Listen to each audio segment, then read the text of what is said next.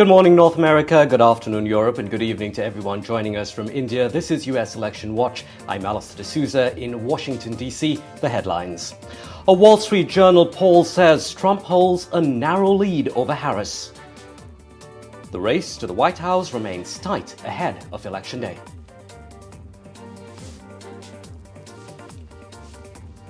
The U.S. Justice Department warns Musk over his $1 million giveaways. The Justice Department tells Elon Musk it could be illegal.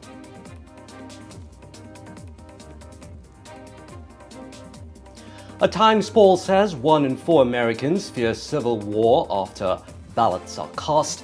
Fears of political violence growing ahead of Election Day.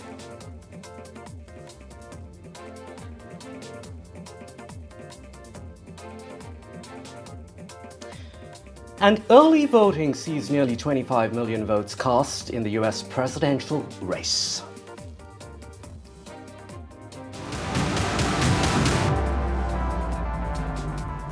Just 11 days to go before Election Day in the US, and yes, the latest round of polls continue to show a neck-and-neck race. However, the polls show that former President Donald Trump has wiped the marginal lead Vice President Kamala Harris held in the past month. In fact, the latest Wall Street Journal poll shows that Trump is leading Harris by 2 percentage points. Across battleground states, too, the race remains tight, with either candidate holding a steady lead. We're now joined by Flavio. He is Assistant Professor of Political Science at Washington College in Maryland. Flavio, thank you very much for your time joining us here on NDTV World. Flavio, now the Wall Street Journal poll shows Trump with that slight lead, but the polls also say the results are within that margin of error, which means either candidate can be ahead. That said, the polls show that people's views on Harris have turned somewhat sour, somewhat negative. Why do you think that's the case? Well, thanks for having me. Yes, it's definitely a margin of error race. It could really go either way. My sense is less that people have probably soured on Harris. I think it would be more the enthusiasm might have dipped, the initial enthusiasm, right? She's a new candidate. It shakes up the race. People are excited. So favorability ratings might tick up a little bit there. And now that the race has settled a bit, they've reverted back to, for lack of a better term, sort of the normal state. So I'm not terribly surprised by it, but I think the movement is pretty small. And again, still within the margin of error. So, I think if you're the Harris campaign, you wish you were further ahead, right? Particularly given how polling was and how different polling was compared to turnout in 2016 and 2020, but they probably feel pretty okay. Okay, help me on this one. Now, the poll says that more voters say that they saw Trump as a danger to the country, 48% to 43% for Harris. Yet, again, when asked if the elections were held today, how would you vote? Trump gains that narrow advantage. So a majority agreed that Trump is a danger, but then they also think that he will be good for president, giving him that narrow lead that we've been talking about. How does this really add up, these contradictory views?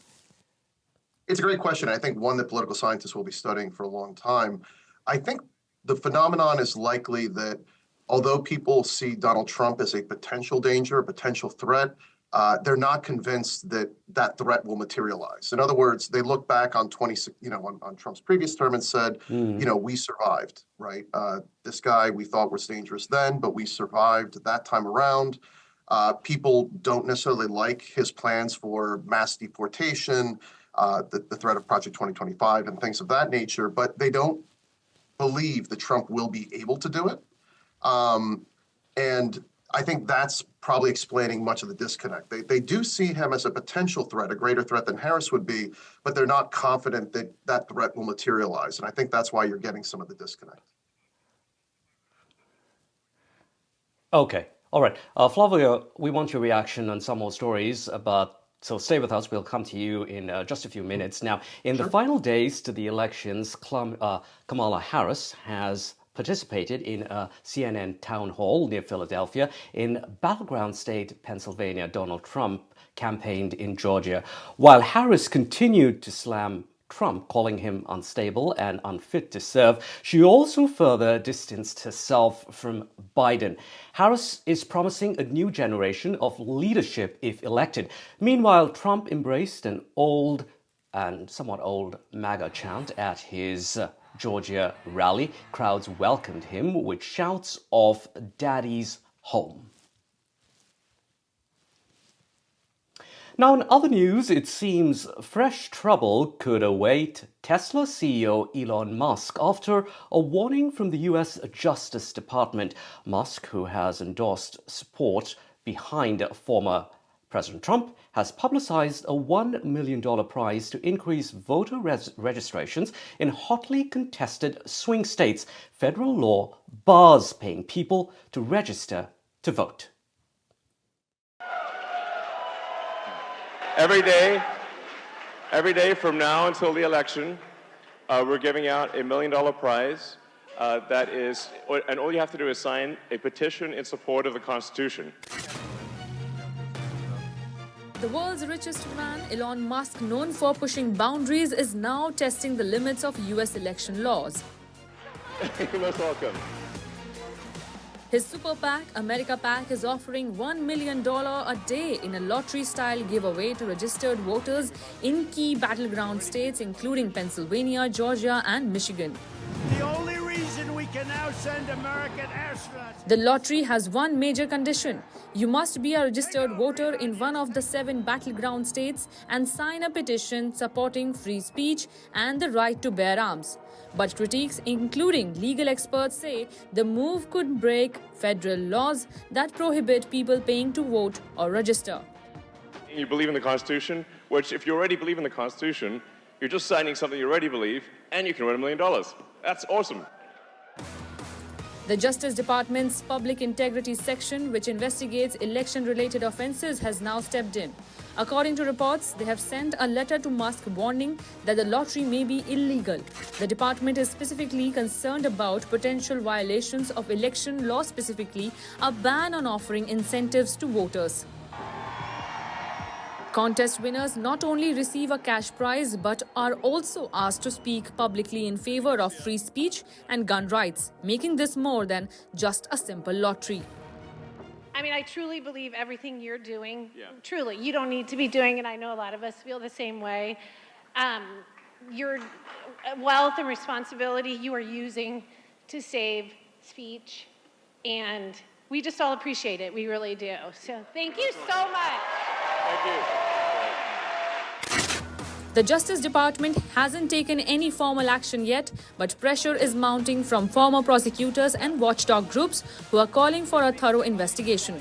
Meanwhile, Musk remains undeterred, continuing to hold town halls and pushing his message. For now, the $1 million daily giveaway continues, but whether it crosses legal boundaries is a question the DOJ will have an answer to soon. Ridhima Kedia for NDTV. Flavio Hickel from Washington College still with us. Flavio, you heard that there now 3 voters in Pennsylvania and 1 in North Carolina have been awarded those $1 million checks. What's going to happen to those millionaires, given it might be just a matter of time before the Justice Department clamps down? They best return the checks, would you say? I mean, if it were me, I wouldn't return the check, right? But I don't know. I'm not a lawyer, so I'm not sure how that particular part of it plays out. My understanding is that this is sort of a warning letter. The hope is, I think, that from the Justice Department is that Musk will change his behavior, that you've been formally warned that this does potentially run afoul of these laws. So I think they're hoping that these checks stop going out. My sense would be that Musk is unlikely to stop doing this. So we'll have to see, post-election in all likelihood, if any action is taken. I think that depends in large part about who gets elected, right? Okay. Flavio, now in 2010, the Justice Department, as you would remember, issued a warning to then owner of World Wrestling Entertainment for giving free WWE clothing. U.S. officials said it was a federal offense to offer to pay an individual a thing of value for voting. This, of course, we're talking here about $1 million. Do you think that we're going to see just a warning here or perhaps a lawsuit? What's your sense here? I think right now it's a warning because it's so volatile. The Department of Justice is going to be very wary of launching a formal investigation or bringing charges within 2 weeks in time of the election. I do think the Department of Justice will be interested in investigating this. And at the risk of perhaps boring some of your viewers with some history, I'll just point out that much of the 19th century in American politics was dominated with a battle to eliminate what we call machine politics or money in politics, people buying votes or paying people to vote for a particular party, that a lot of our energy was devoted towards eliminating or sorry, creating a proper civil service, meaning that you didn't Right. just have political appointees running the government. And it's interesting to me, what I take away from the story is that what Musk is doing Okay. here and what Trump is purported to do with Project 2025 both really attack those critical changes that we've made in our politics since the 1800s, right? So that's, I think, the stakes involved, and I think the Okay. Department of Justice Appreciate recognized putting they you. need to address it. Appreciate you putting that into that, giving us that historical context. Sorry to cut you off there, Flavio. That's We have fine. to leave it there, running out of time. Flavio Hickel, he is Assistant Professor of Political Science at Washington College. Thanks again. Now, a New Times YouGov poll has found that 1 in 4 Americans fear a civil war could break out following the presidential election. According to the poll, which surveyed bipartisan voters, 27% say that they fear violence is very or somewhat likely after ballots are cast. The sentiment about violence following the election comes after hundreds of Trump supporters, as you might remember, stormed the US Capitol on January 6, 2021 in an effort to delay the ratification of Joe Biden's victory. Now, for more on this story, we are joined by Rich Lois. He's Florida co-chair of Republicans for Harris. We're also joined by Anand Ahuja. He is a lawyer and co-founder of Indian Americans for Trump. And let's get to you, Anand, first. What's your reaction to the... Actually, I understand that we don't have Anand at this point in time, so I'm just going to throw that question instead, of course, to put it to Rich. Rich, what's your initial reaction to this poll from YouGov? So thank you for having me. It's my first time here, and I really appreciate the opportunity. Let me just say first to viewers, I do want to apologize to them for being someone who helped Donald Trump divide our country, as someone who's a former MAGA activist and pundit and volunteer. I think what the insurrection did show is that while most Americans are not violent, and I don't believe that they will commit acts of violence in November, it only takes a few people to create the kind of anarchy that we saw at January 6th. And I think that violence, it would not be relegated just to our nation's capital. I think it would be in numerous state capitals as well.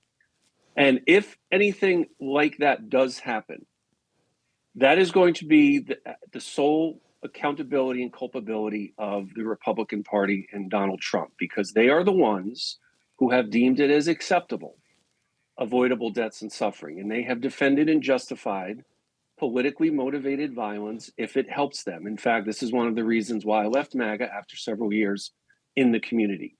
Right, Rich. And the Republican Party is on the wrong side of life and death issues. Okay, we have managed to establish that connection with Anand Ahuja, who is with Indian Americans for Trump. Now, Anand, we've been talking about this poll about people fearing a civil war after ballots are counted. What's your reaction to that poll? It's kind of unimaginable that we're talking about civil war in 2024. You could dismiss it as perhaps it's some kind of fear-mongering from the left, but these are Americans, bipartisan Americans, saying that this is actually a serious worry. What do you have to say to that? Okay, I look into this from two angles. Number one, there is no doubt that there is a big division amongst Americans with respect to this presidential election. Either people, they are pro-Trump or they are anti-Trump. So there's no doubt about that at this particular moment, there is a big divide amongst Americans.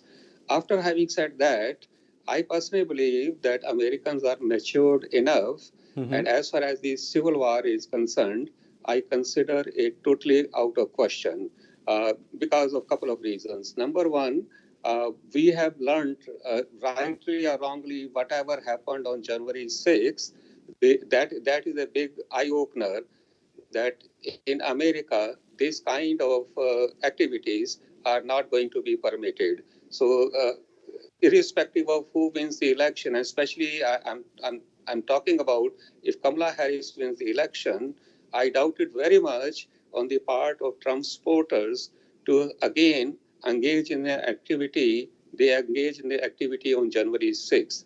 I don't know to what extent Democrats are going to accept Donald Trump as president again, because last time there were a couple of two impeachments were there, and Democrats practically never accepted Donald Trump as president of the country. I personally cannot speak on behalf Okay, of Anand, we're Democrats. talking about Again, though I doubt it violence very here, but much. let me now try and get in Ray Locker. He's a political analyst and also a journalist. He's with us on the panel as well.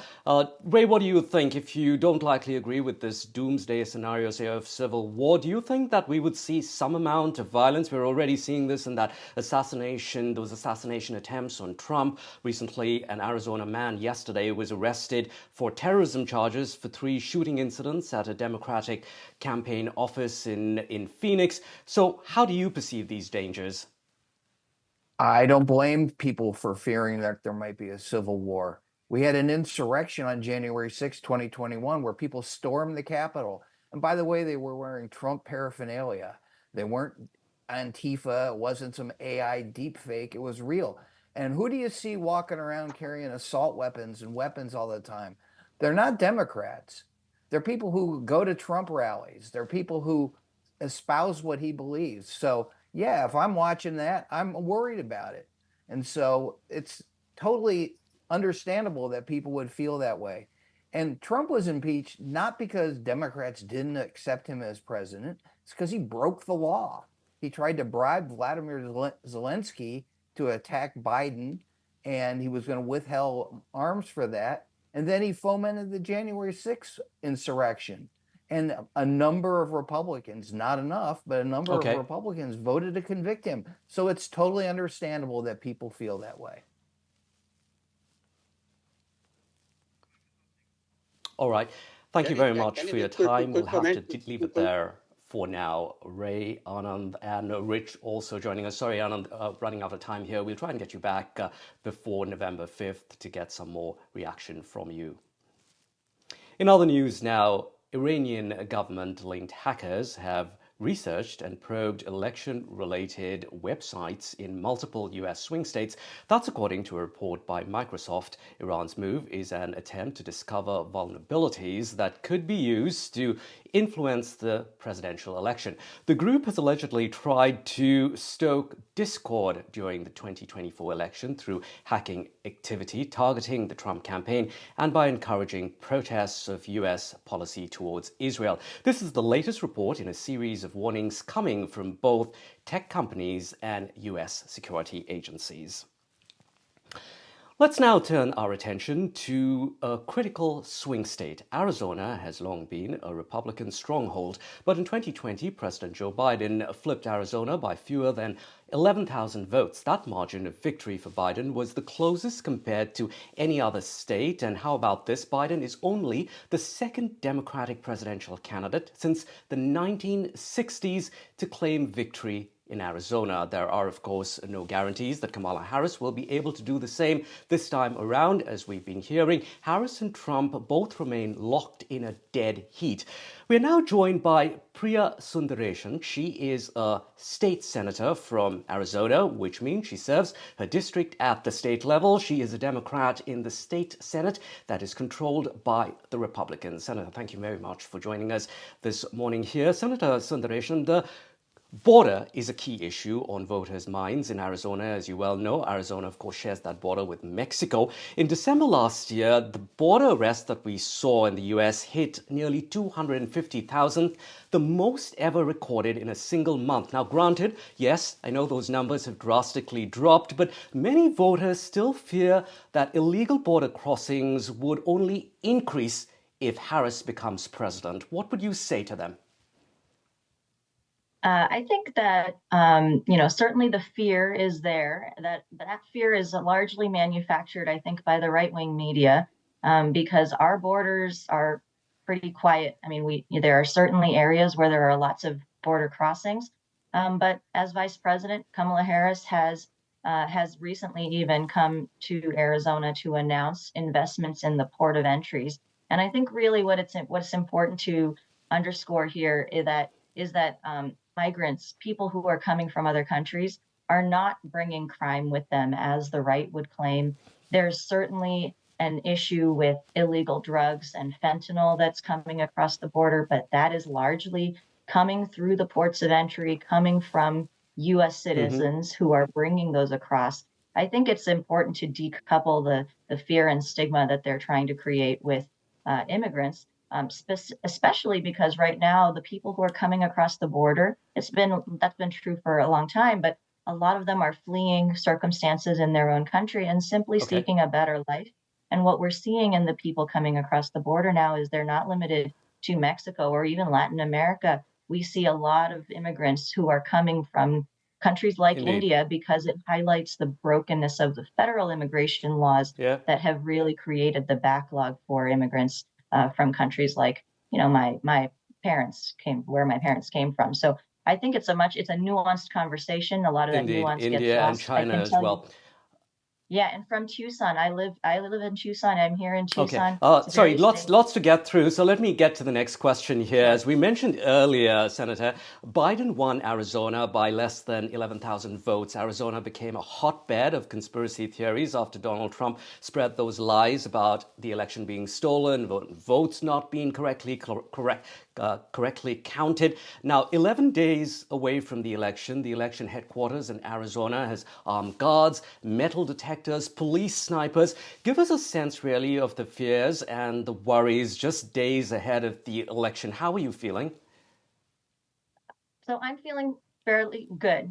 Elections in Arizona are conducted safely and securely. We have so many options to vote, including vote from home, by mail, and early voting has been going on since the beginning of the month. So,